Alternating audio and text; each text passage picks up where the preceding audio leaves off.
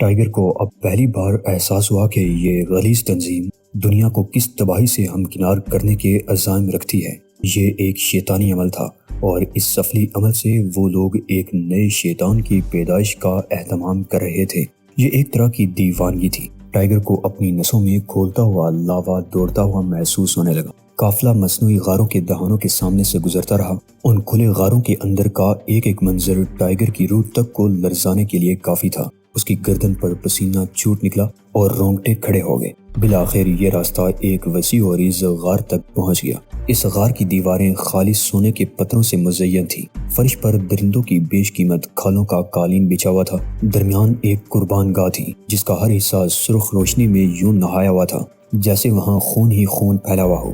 اس قربان گاہ کی شکل سلیب سے ملتی جلتی تھی۔ ٹائیگر کی گاڑی کو گھسیٹ کر ایک محرابی دروازے تک پہنچا دیا گیا۔ یہ دروازہ قربان گاہ کے عقب میں واقع تھا۔ اس سیلن زدہ تہ خانے میں مزید 100 گز آگے تنگ سی سرنگ سے گزر کر ایک چیمبر تھا۔ ٹائیگر کی گاڑی وہاں تک پہنچا دی گئی۔ اسے وہاں ایک چٹان پر چھوڑ دیا گیا جس کے 50 فٹ نیچے سیاہ پانی کی ایک گرجتی ہوئی ندی بہہ رہی تھی۔ یہاں بہت زیادہ ٹھنڈ تھی۔ سیاہ پانی کی ندی نہ جانے کہاں سے شروع ہوتی تھی اور پھر نہ جانے اس کا کہاں اختتام ہوتا تھا۔ محافظوں میں سے ایک نے چابیوں کا گچھا سلاخوں میں سے ٹائیگر کی طرف بڑھا دیا۔ اس کے بعد محافظ باہر چلے گئے اور اسٹیل کا بھاری بھرکم دروازہ ایک دھماکے سے بند ہو گیا۔ گچھے میں 2 چابیاں تھیں اور دونوں پنجرے میں لگے ہوئے تالوں میں فٹ ہو جاتی تھیں۔ وہ ڈول کی آوازیں سن کر چونک پڑا۔ اس نے آواز کی سمت میں دیکھا تو اسے جلوس نظر آیا جس کی قیادت ایک سیاہ پوش بوڑھا کر رہا تھا۔ اس کے سر پر جو سرپوش تھا اس پر سانپوں جیسی شبیہیں گڑی ہوئی تھی اور سر پر ایک سرخ پٹی بنی ہوئی تھی۔ اس کے دائیں ہاتھ میں شیشے کی ایک نلی تھی جس میں سرخ سیال چمک رہا تھا۔ اس کے عقب میں 4 آدمی تھے، طاقتور آدمی جنہوں نے شیر کی کھالیں پہن رکھی تھی۔ ان چاروں کے پیچھے گاؤں کی لڑکیاں تھیں جن کے جسموں پر سیاہ دائرے بنائے گئے تھے۔ ان لڑکیوں میں سے ایک نے شفتالو کی شاخ پہاڑی چوٹی پر رکھ دی۔ یہ چوٹی ٹائیگر سے کچھ دور واقع تھی۔ پجاری نے ایک گیت گنگنانا شروع کر دیا۔ اس کی آواز کسی بیڑیے کے ممیانے جیسی تھی۔ اس کے باوجود آواز چھید دینے والے تاثر سے بھرپور تھی۔ وہ گیت گاتا رہا اور پھر اس نے شیشے کی نلی سے وہ سرخ سیال شفتالو کی شاخ پر گرانا شروع کر دیا۔ آؤ عظیم پجاری، آؤ اور اس لڑکی کو اپنی طاقت کے مظاہرے دکھاؤ۔ عظیم پجاری کو دیکھنے کے بعد ٹائیگر سمجھ گیا کہ یہ ڈاک کے مندر میں اس کے قید و بند کا دوسرا دور شروع ہو چکا ہے۔ عظیم پجاری نے اپنے لبادے سے ایک زرد کاغذ نکالا اور پھر ایک عجیب سا قلم برآمد کیا۔ یہ قلم شیر کی کھال پہنے ہوئے آدمیوں نے باری باری لیا اور اس کی نب اپنی کلائیوں میں چبونے لگے۔ اس طرح خون نکلا اور نب اس میں ڈوب گئی۔ پجاری اس قلم سے زرد کاغذ پر کچھ لکھنے میں مصروف ہو گیا۔ شیشے کی نلی سے نکلا ہوا سیال شفتالو کی شاخ پر سلگنے لگا۔ کچھ دیر اسے دھواں اٹھتا رہا، پھر وہ شاخ ایک دھماکے سے جل اٹھی۔ پجاری نے وہ زرد کاغذ کو آگ میں جھونک دیا۔ کاغذ جلنے سے بے نیاز دھواں بلند ہوا۔ یوں لگ رہا تھا جیسے دھوئیں کا ستون بن گیا ہو۔ یہ گاڑھا دھواں تھا جس نے رفتہ رفتہ پورے غار کو اپنی لپیٹ میں لے لیا۔ یہ دھواں ٹائیگر کے پھیپھڑوں تک میں بھر گیا۔ اس کے ہر مسام سے اور نتھروں سے دھواں اس کے جسم میں تحلیل ہوتا جا رہا تھا اور ٹائیگر کو اپنے عضلات شدید کھچاؤ میں مبتلا ہوتے لگ رہے تھے۔ وہ تیزی سے اپنے ذہن کے ایک ایسے حصے تک رسائی حاصل کرنے میں محو ہو گیا جہاں یہ دھواں نہیں پہنچ سکتا تھا۔ صرف اسی طرح وہ اپنی ہستی محفوظ رکھ سکتا تھا۔ کافی دیر بعد جب اس نے آنکھیں کھولیں تو اس کے سامنے رقص ابلیس شروع ہو چکا تھا۔ وہ ایک بار پھر اپنی آنکھیں بند کرنے پر مجبور ہو گیا اور سوچنے لگا کہ اسے ابھی اس انداز میں مزید کتنی اذیت سہنی پڑے گی۔ ٹائیگر 3 روز سے اس چٹان پر مقیم تھا۔ وہاں اسے غذا اور پانی فراہم کیا جاتا رہا۔ اس غذا میں ایک خاص بات تھی۔ اسے یوں محسوس ہوتا تھا جیسے ہر بار کھانے کے بعد اس میں سفلی خواہشات زور پکڑ جاتی۔ یہ ڈاک کے مندر میں شیطانی عبادت میں جس طرح جذبات کو سکون پہنچایا جاتا تھا وہ مناظر اسے بے چین کرنے لگتے تھے، لیکن وہ بدی کا پرستار نہیں تھا۔ اس کی روح پاکیزہ تھی۔ اسی باعث وہ ہر بار ان خواہشات کو اپنی روحانی طاقت سے کچل ڈالنے میں کامیاب ہو جاتا تھا۔ کبھی کبھی ٹائیگر کو موہان کا بھی خیال آ جاتا۔ وہ حیرت سے سوچتا کہ اس بیچارے پر نہ جانے کیا بیت رہی ہوگی۔ تب ایک خدشہ ناگ بن کر اس کے دل میں ابھرتا اور اسے ڈسنے لگتا۔ وہ اس ناگ کے زہر سے بے چین ہو جاتا۔ خدشہ یہ تھا کہ کہیں موہان بلیک سرکل کے ہتھ کنڈوں کا شکار نہ ہو گیا ہو۔ اس نے خالی الذہن حالت میں کئی بار اس سلسلے میں غور کیا اور ہر بار عملے استغراق سے نکل کر الجھن میں مبتلا ہوتا رہا، حتیٰ کہ اس نے اپنے آپ کو ایک فیصلے تک پہنچا دیا۔ میں اسے قتل کروں گا۔ یہ ٹائیگر کی اسی دل کی آواز تھی جس میں اوریس مون کے اس ہونہار شاگرد کے لیے بھائیوں جیسی محبت تھی۔ ہاں، اگر وہ بلیک سرکل کا اعلی کار بن گیا تو اسے ہلاک کر ڈالنا ہی بہتر ہوگا۔ سوچوں کہ اس بھنور میں وہ سونی کے بارے میں کم سے کم سوچنے کی کوشش کرتا تھا، کیونکہ اس لڑکی کا خیال اسے احتیاط کا دامن چھوڑ کر میدان جنگ میں کود پڑنے کی دعوت دیتا تھا۔ لیکن جب بھی اسے خیال آتا وہ کانپ جاتا، تب اس کی سوچیں اسے پاگل کر دیتی۔ اندیشے اس کے دل میں گر کر کے طوفان اٹھا دیتے۔ وہ دیوانہ وار سوچتا کہ فانگ نے اس نازک ادا لڑکی کا نہ جانے کیا حشر کیا ہوگا۔ کیا اس نارنجی شعاع کے ذریعے اس کا بھی برین واش کر دیا گیا ہوگا؟ کیا وہ بھی اپنی یادداشت کھو بیٹھی ہے؟ کیا وہ اسے بھی بھول گئی ہوگی؟ کہیں ایسا تو نہیں کہ فانگ نے اسے جسم فروشی پر مجبور کر دیا ہو، یا پھر ممکن ہے اسے نشے کی لت میں ڈال کر تباہی کے دہانے پر پہنچا دیا گیا ہو۔ ان سوچوں کے بھنور سے خود کو نکالنے کے لیے وہ یڈاک کے اس منظر کے بارے میں غور کرنے لگتا، جہاں بظاہر تو اسے بدقسمتی ہی گھسیٹ لائی تھی، لیکن در حقیقت وہ خوش قسمت تھا کہ اس مقام پر آ پہنچا تھا۔ یہی جگہ اس کی منزل مقصود تھی۔ اگرچہ اسے مندر اور مصنوعی غاروں میں ابھی آزادی سے گھومنے پھرنے نہیں دیا گیا تھا، تاہم اس نے جو کچھ بھی دیکھا تھا اس سے اندازہ ہوتا تھا کہ اس مندر کو دنیا کی مضبوط ترین قلعے کی حیثیت حاصل ہے، اور یہاں کسی ملک کی پوری فوج محض چند 100 آدمیوں کے ہاتھوں شکست فاش سے ہمکنار ہو سکتی ہے۔ اس نے اب تک جو معلومات اپنے ذہن کے ایک گوشے میں جمع کی تھی وہ ناکافی تھی، اور ان کے بلبوتے پر وہ کوئی قدم نہیں اٹھا سکتا تھا۔ وہ چٹان پر بیٹھا نیچے دیکھ رہا تھا، جہاں سیاہ رنگ کا پانی اچھلتا ہوا بہہ رہا تھا۔ یہ یہاں قیام کا چوتھا روز تھا، اور وہ سوچ رہا تھا کہ آخر ماسٹر تاؤ کیا کر رہا ہے، اسے کوئی عملی قدم اٹھانے میں کتنی دیر لگے گی۔ تب اسے موہان کی یاد آ گئی، اور وہ سوچنے لگا کہ کیا اسے بھی کسی ایسے ہی زیر زمین غار میں رکھا گیا ہوگا، جہاں ایک ایسی ہی چٹان ہوگی اور جہاں اسی طرح چٹان کے نیچے سیاہ پانی بہہ رہا ہوگا۔ دفعتاً غار کا دروازہ ایک دھماکے سے کھل گیا۔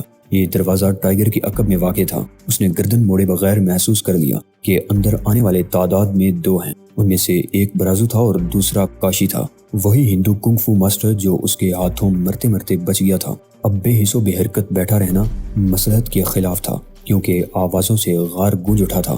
اس نے دیکھا کہ برازو اور کاشی کے عقب میں نصف درجن محافظ بھی موجود ہیں۔ ان میں سے بعض کے ہاتھوں میں نشہ اگلنے والے پستول تھے، اور بعض نے 4.5 کے خوفناک ریوالور تھام رکھے تھے۔ ہر ریوالور کی نال ٹائیگر کی طرف اٹھی ہوئی تھی۔ اس وقت ٹائیگر آزاد تھا۔ اس نے کنکھیوں سے وہ جگہ بھی دیکھ لی جہاں سے اپنے حملے کا آغاز کر سکتا تھا۔ اسے معلوم تھا کہ کوئی ایسا انتہائی قدم اٹھانے کے لیے اس کے پاس صرف ایک ہی موقع ہے۔ اگر وہ دونوں ماسٹروں کو ناکارہ کر کے کسی ریوالور پر ہاتھ ڈالنے میں کامیاب ہو گیا تو کوئی وجہ نہیں کہ باقی لوگوں سے بھی نمٹ کر یہاں سے نکل جانے میں کامیاب نہ ہو سکے۔ اس کا ذہن تیزی سے کام کرنے لگا۔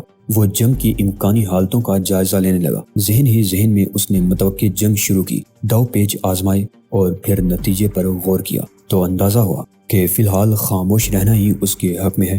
وہ اٹھ کھڑا ہوا۔ اس کی نگاہ برازو پر جم گئی، لیکن وہ چہرے پر کوئی تاثر پیدا کیے بغیر اس کی طرف متوجہ ہوا تھا۔ یہ بات اچانک ہی اس کے ذہن میں آ گئی تھی کہ برازو نے اسے بلا وجہ ہی یہاں آزاد نہیں چھوڑا ہوگا۔ غالباً وہ دیکھنا چاہتا ہے کہ اس میں کس قدر دم خم باقی ہے۔ اس کے دماغ میں غصے کی گرم سی لہر دوڑ گئی، لیکن اس نے اسے مصلحت کی سرد برف میں ڈانپ کر بجھا دیا۔ اس نے فیصلہ کر لیا کہ جب تک ماسٹر تاؤ کی نیلگو انگوٹھی سامنے نہیں آتی وہ کوئی قدم نہیں اٹھائے گا۔ وہ برازو کو اس انداز میں دیکھ رہا تھا جیسے حیران ہو کہ وہ کون ہے۔ اس کی آنکھوں میں برازو کے لیے خفیف سی شناسائی کی بھی جھلک نہیں تھی، بلکہ اس کے تاثرات اب الجھن ظاہر کر رہے تھے۔ برازو اس انداز میں مسکرایا جیسے ٹائیگر اس کا پرانا دوست رہا ہو۔ اس نے بڑے ہی دوستانہ انداز میں ٹائیگر کے کندھے پر ہاتھ رکھ دیا۔ ٹائیگر خاموشی سے اس ہاتھ کے دباؤ تلے متحرک ہو گیا۔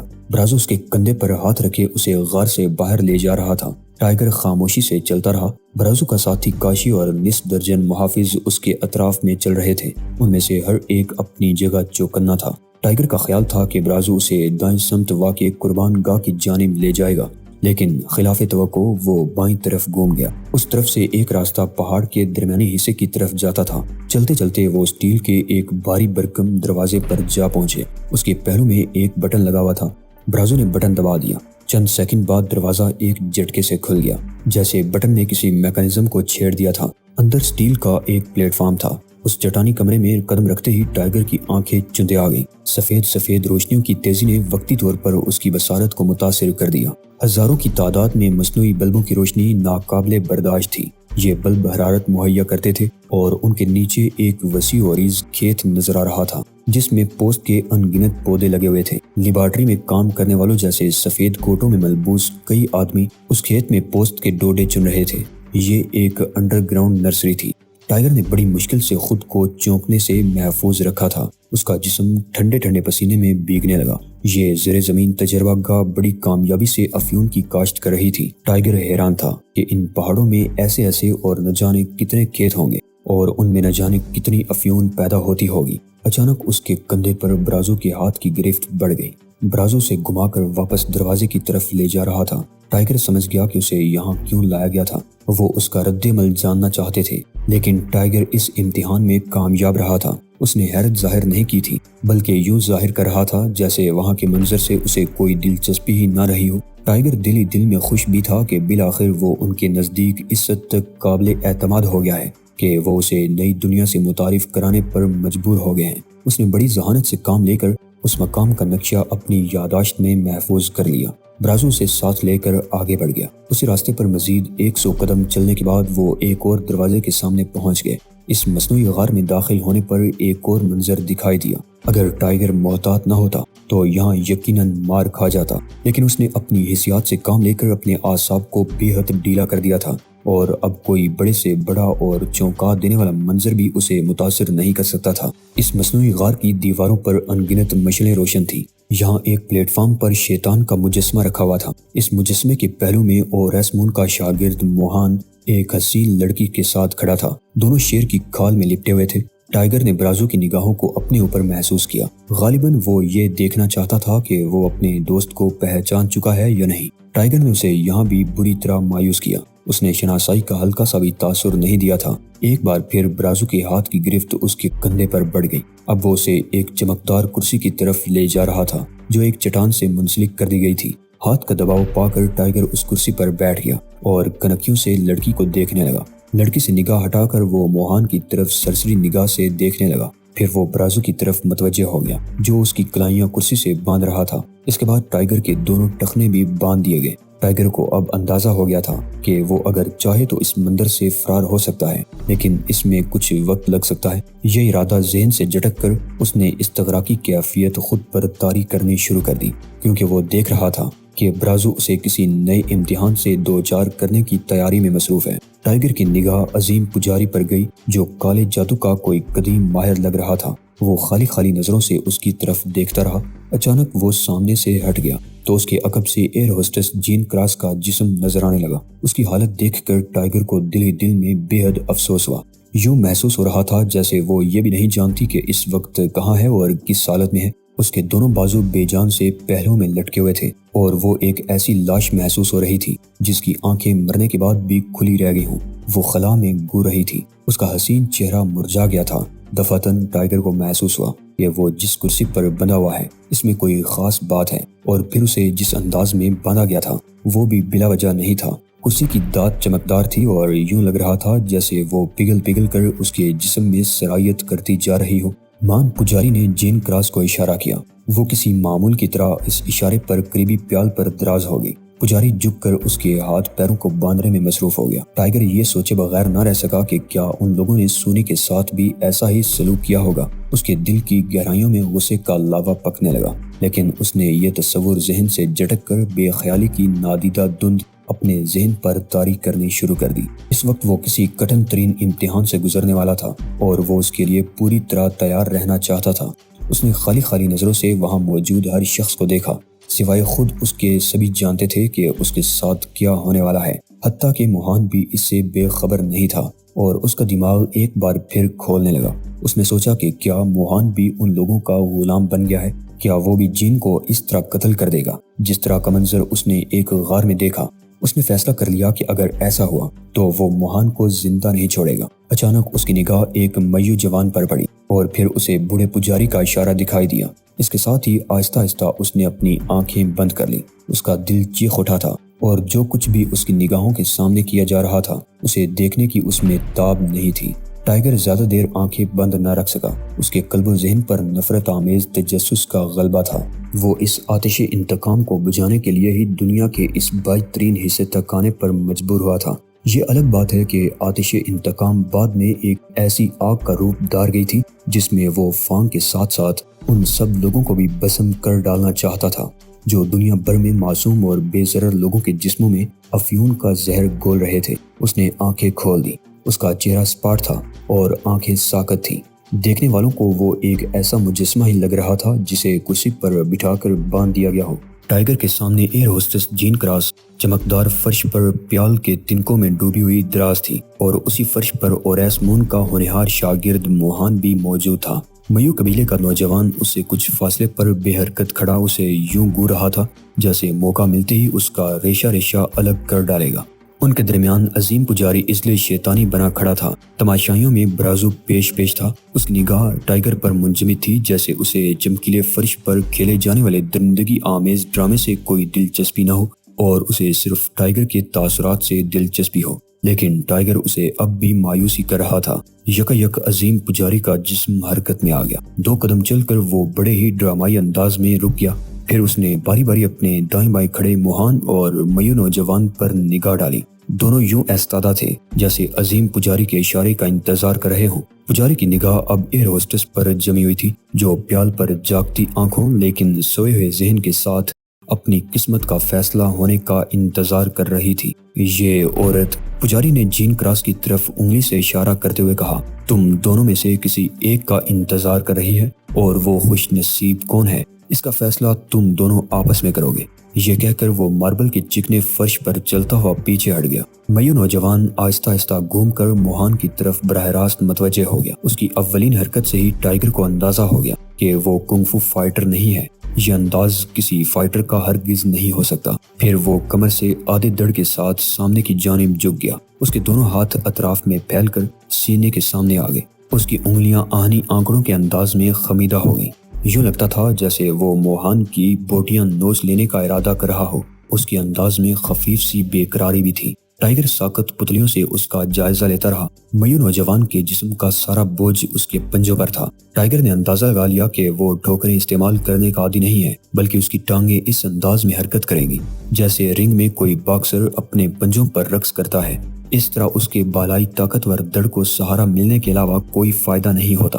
گویا وہ ایک جنگلی قسم کا فائٹر تھا، ایک ایسا وحشی جنگجو جس کا تمام تر انحصار اس کی طاقت، پھرتی، ہمت اور وحشیانہ جبلت پر ہوتا ہے۔ ٹائگر کی پتلیوں میں خفیف سی حرکت پیدا ہوئی اور وہ موہان کی طرف متوجہ ہو گیا جس نے اپنے حریف کے متحرک ہوتے ہی حملہ ور انداز اختیار کر لیا تھا۔ ٹائگر نے محسوس کیا کہ اس کی حرکات و سکنات میں سختی ہے۔ مہارت کی بجائے وہ میکانکی سے انداز میں حرکت کر رہا تھا جیسے اس کا ذہن سو رہا ہو اور اس کا باقی جسم لاشعوری طور پر دفاع یا حملے کے لیے تیار ہو گیا ہو۔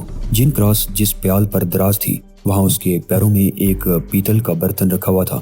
میو نوجوان حملہ کرنے کی پوزیشن میں آنے کے باوجود وہیں ساکت ہو گیا تھا اور موہان نے بھی مزید کوئی حرکت نہیں کی تھی۔ گویا اب انہیں ایک دوسرے سے نمٹنے کے اشارے کا انتظار تھا۔ پجاری نے اپنے تہ در تہ لبادے میں سے ایک چھوٹی سی شیشی نکالی۔ ٹائگر اس شیشی کو دیکھتے ہی پہچان گیا کہ وہ کیا ہے۔ اس کی حسیات تیزی سے کام کرنے لگی اور اس کی اعصاب میں رفتہ رفتہ تناؤ کی کیفیت پیدا ہونے لگی۔ پجاری نے اس شیشی میں بھرے ہوئے محلول کے کئی قطرے پیتل کے برتن میں گرا دیے۔ پیتل کے برتن میں سے شرارے سے لپک پڑے۔ کثیف دھواں اٹھ کر چاروں طرف پھیلنے لگا۔ ٹائگر اس دھوئیں کی خصوصیت سے آگاہ تھا، اس لیے اس نے حفظ ماتقدم کے طور پر اپنی حسیات اور اعصاب کے علاوہ جسمی رگ و ریشوں کو بھی قابو میں کرنے کی کوشش شروع کر دی تھی۔ اگر وہ ایسا نہ کرتا تو دھوئیں کا پہلا ببکا اس کے نتھنوں سے داخل ہو کر اس کے جسم میں ایسی ناپاک خواہشات بھر دیتا کہ وہ ان کی تکمیل کے لیے پاگل ہو جاتا۔ عملے تنفس نے اسے دھوئیں سے محفوظ رکھا، لیکن ماربل کے چمکیلے فرش پر کھڑے 2 آدمی اس سے محفوظ نہ رہ سکے۔ نہ جانے پجاری اور باقی لوگ اس دھوئیں کے اثرات سے کیسے محفوظ تھے۔ ممکن ہے یہاں آنے سے قبل انہوں نے کوئی تریاک استعمال کر رکھا ہو۔ دونوں حریف اب بے چین دکھائی دے رہے تھے جبکہ پجاری کو مقابلہ شروع کرنے کا اشارہ دینے کی کوئی عجلت نہیں تھی۔ غالباً وہ چاہتا تھا کہ ان دونوں کے صبر کا پیمانہ چھلک جائے، تب وہ مقابلہ شروع کرنے کا اشارہ کر دے۔ اگرچہ ٹائگر نے شراروں اور دھوئیں کی ابتدا ہی میں عملے تنفس شروع کر دیا تھا، پھر بھی نہ جانے کس طرح دھواں اس کے جسم پر اثر انداز ہونے لگا تھا۔